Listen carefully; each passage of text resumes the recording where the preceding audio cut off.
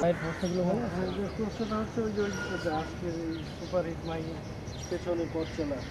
ওকে, আজকের এই মাহি আসলে একদিনে হয়নি, তার জন্য অনেক কষ্ট সহ্য করতে হয়েছে, অনেক কিছু সহ্য করতে হয়েছে।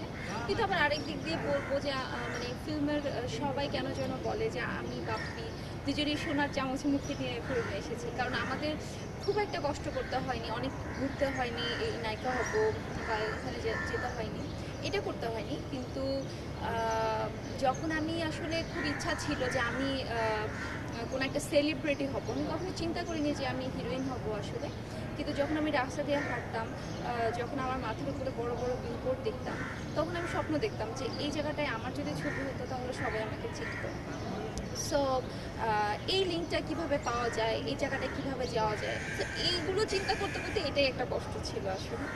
কিন্তু প্রথমে ভালোবাসার রং, তারপর দীর্ঘ একটা প্রতীক্ষা, ভালোবাসার রং রিলিজ হলো, সেটা হিট হলো, এবং একটা একটা করে ছবি, একটা একটা করে ছবি, দেন এখন বিগ ব্রাদারে শুটিং করছি।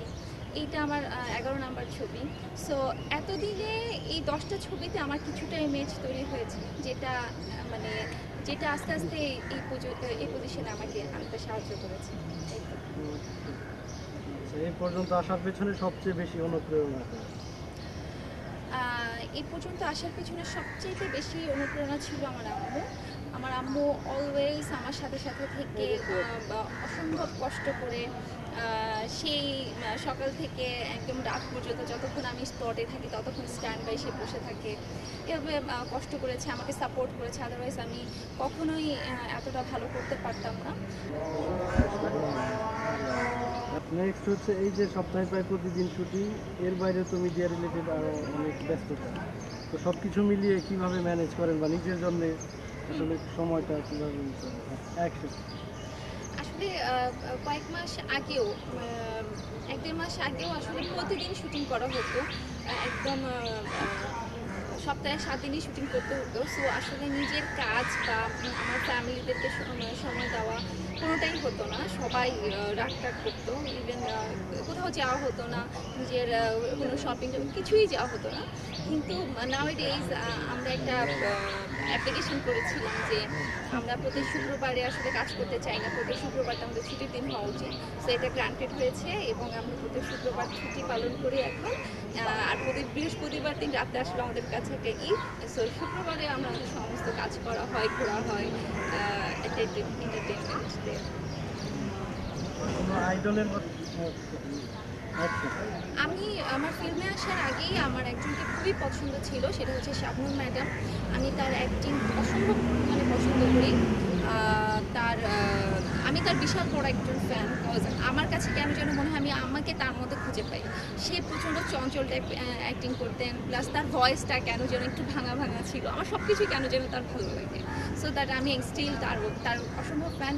এবং যদি আইডল বলা হয় তাহলে আমি কিছু কিছু জায়গায় তাকে কেন যেন ফলো করি মনে হয়। ভালো গুণ?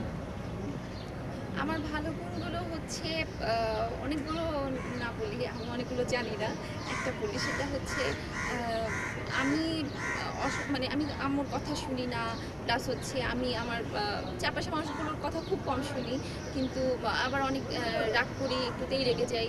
কিন্তু তারপরেও আমার ভেতরে একটা সফট কর্নার আছে, কেন যেন আমি একটুতেই বলে যাই। সো কেউ যদি একটু ধৈর্য ধরে আমাকে পটাতে চায় তাহলে আমি করবে।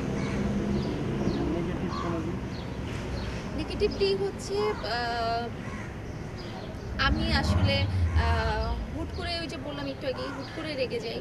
আর যখন রেগে যাই আসলে তখন আমার মনে থাকে না যে এইটার জন্য আমাকে একটু পরে কিভাবে সাফার করতে হবে, বা আমি কার সাথে কী বিহেভ করছি, বা একটু পরে কী রেজাল্টটা হতে পারে, এটা আমার মনে থাকে না। সো ইনস্ট্যান্ট আমি প্রচণ্ড রেগে যাই, এটা আমার সবচেয়ে ব্যাড।